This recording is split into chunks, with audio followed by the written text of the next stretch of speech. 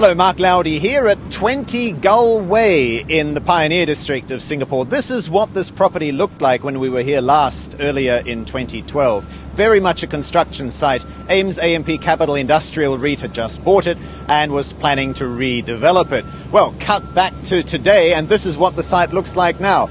Well and truly developed, and in fact, it's just received its temporary occupation permit. That means that it can actually now have its tenants move in, and that's really what the activity behind me is all about, as the tenants are now moving in during their rent-free period. But there are a couple of questions that we still want to ask, and the Chief Executive of Ames AMP Capital Industrial REIT, Nick McGrath, is meeting me here in the car park to answer them. Hi there, Nick. Hello, Mark. How are you? Good to see you again. Thanks so much for making the time and coming out this way to what actually looks like a pretty decent property. How happy are you with it?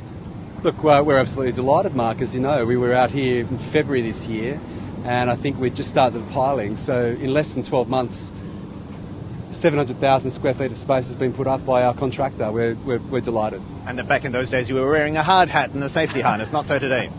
It's safer on the hard stand these days than it was 12 months ago. Correct. So how important is this building to the REIT?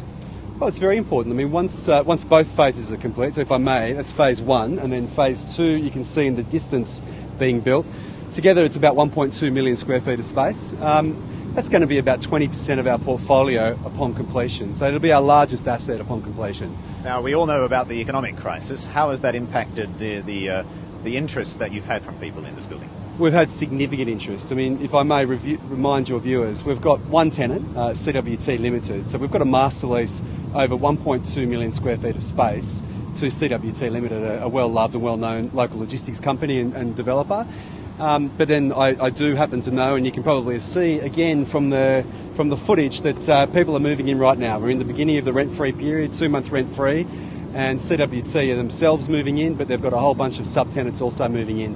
Lots of demand for quality warehouse space at the moment. There's a Savills report that I've pulled out here, which seems to indicate that there's actually quite a lot of supply coming onto the market. They're talking something like 20 million square feet when the average annual releases of only about 9 million. How worried are you about that? Not particularly worried, Mark, because I've also looked at that Savills report, and a lot of the supply that they're talking about is strata subdivide industrial units, some of it's business park space.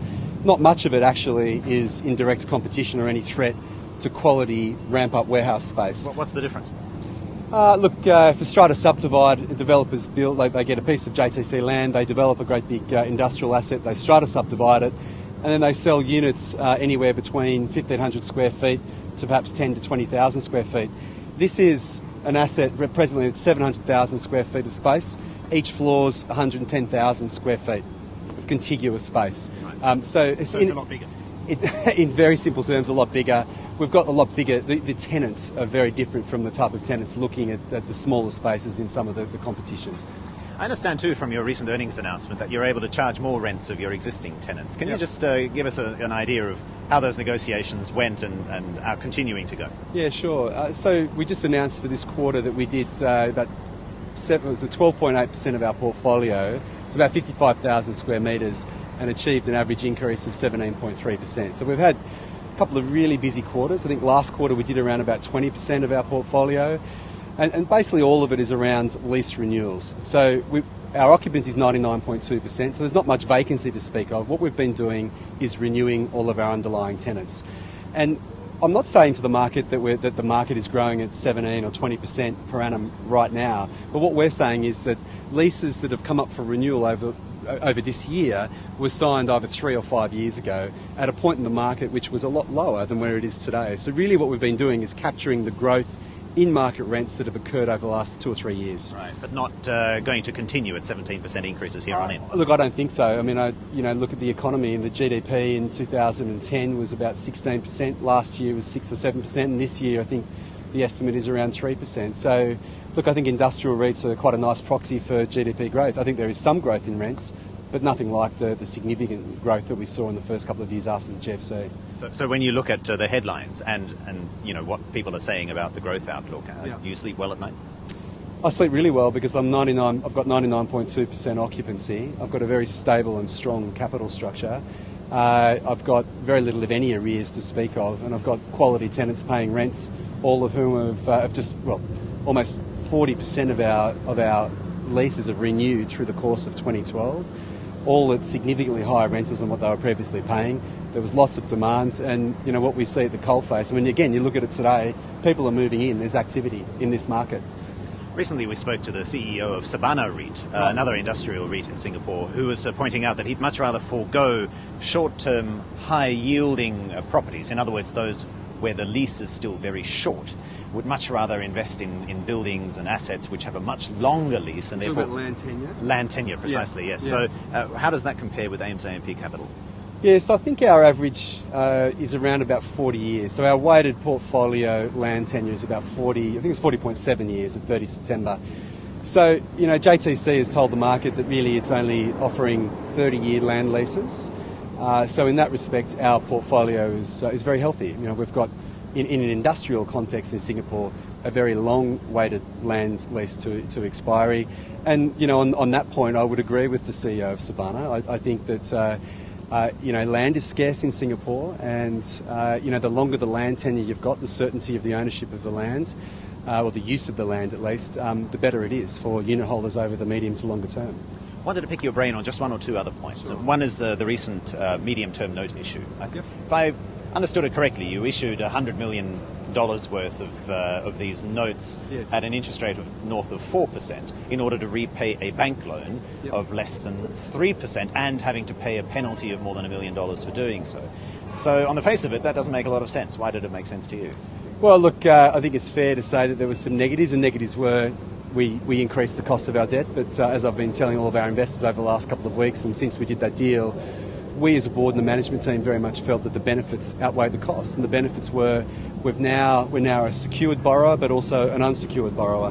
We've broadened and diversified our funding sources. It's been all about making sure that our balance sheet is rock solid, can not only withstand external shocks to the extent they come along, but also to the extent there are opportunities that present themselves, that we can access capital markets very quickly. So we've now got dozens of very happy investors in our debt. And the use of the proceeds was really just to, as you said, to early prepay bank debt. So at 30 June, I think our weighted average debt maturity was 2.3 years. We've pushed it out to well over 3 years now. So, the benefits, in our view, very much outweigh the negatives. Okay, let's explore that a little further, because to the layman that might still not... what you discuss in the boardroom is obviously fairly sophisticated compared to what the rest of the investors understand. So the benefit is that you're now able to borrow more. Am I getting that right? You're able to invest in more Not property. necessarily borrow more, Mark. No, I think REITs as a rule can only borrow up to 60% aggregate leverage. In fact, our bank covenant is 45%, so you're not going to see our REIT go much, if anything above. Our policy is to be between 30 to 40%. Where are you now? We're 31.5%, so we're at the lower end. Once we've completed phase 2, our leverage will be around about mid-30s. So, just in terms of the increased cost, we've taken the total weighted interest cost from about 3.5% to about 3.9%. So it's about a 0.4% increase in cost for the benefits of not so much borrowing more, as you said, but more having different sources of funding. Why is that important, though? Indeed. Through the GFC, many REITs, big and small, many borrowers, corporate or otherwise, had great difficulty accessing bank debt. There was a huge crisis in liquidity, and this REIT was really suffered as a result of that through the GFC. We were essentially forced to do a very large equity recapitalisation.